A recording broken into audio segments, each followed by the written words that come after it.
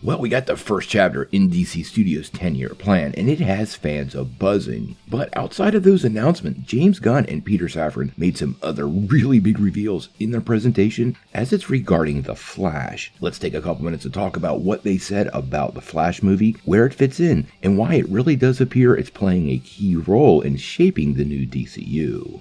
Well, as many of you know, we got that first chapter of the DCU earlier today in the form of a video announcement from Gunn. We have all kinds of new projects to look forward to, but before they start kicking off, we got quite a few DC projects to enjoy in the theaters. One of them coming up is The Flash, and The Flash is one of those movies that has a lot going on both on and off screen, and we actually got updates to both zones.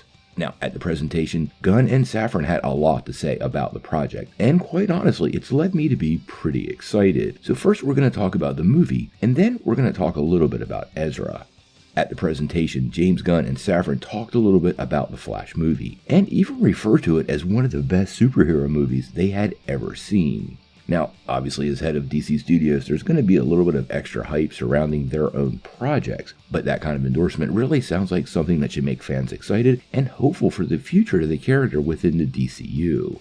In that same presentation, we did get a reveal about the movie of something we've speculated for a really long time, but has never been confirmed. During James Gunn's video, he spoke directly about the film and said that The Flash was a, and I quote, fantastic movie that I really love that resets the entire DC universe. This is the first time we've ever gotten any real confirmation that this Flashpoint event really will be the precipice for resetting the DC universe and setting up the new DCU. Now, what this fully looks like? Well, we have the slate to look at and get a bit of an idea, but Gunn did reveal this is very interconnected with what's going on with Superman. In the announcement, he said, "The one thing that we will promise is everything from Superman forward, from our first project forward, will be canon and will be connected. We're using some actors from the past, we're not using other actors from the past, but everything from that moment forward will be connected and consistent."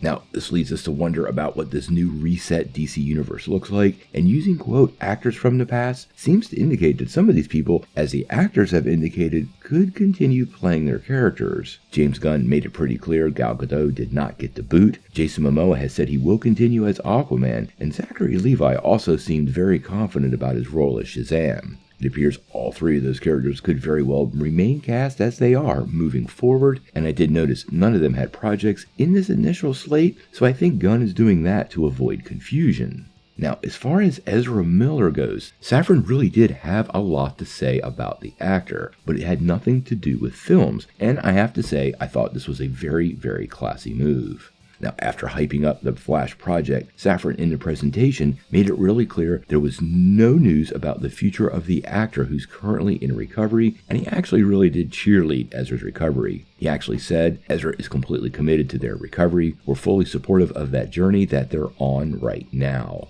When the time is right, when they feel they are ready to have the discussion, we'll all figure out what the best way forward is. But right now, we're completely focused on their recovery. And in our conversations with them over the last couple of months, it feels like they're making enormous progress. James Gunn went on to add that they will figure it all out, so it does sound like there is hope for Ezra in the future of the DCU. Now, his last couple of years has been tumultuous, and there's a lot of criminal stuff that's hanging out there that really does make the actor look bad. But, as we always say on this channel, we are about second chances. And if Ezra Miller really is making progress in recovery, taking his treatment seriously, and working on himself, I think we should just let the legal system take its toll on whatever is going to happen, and if the guy is really reformed and can move forward, then maybe he deserves that chance.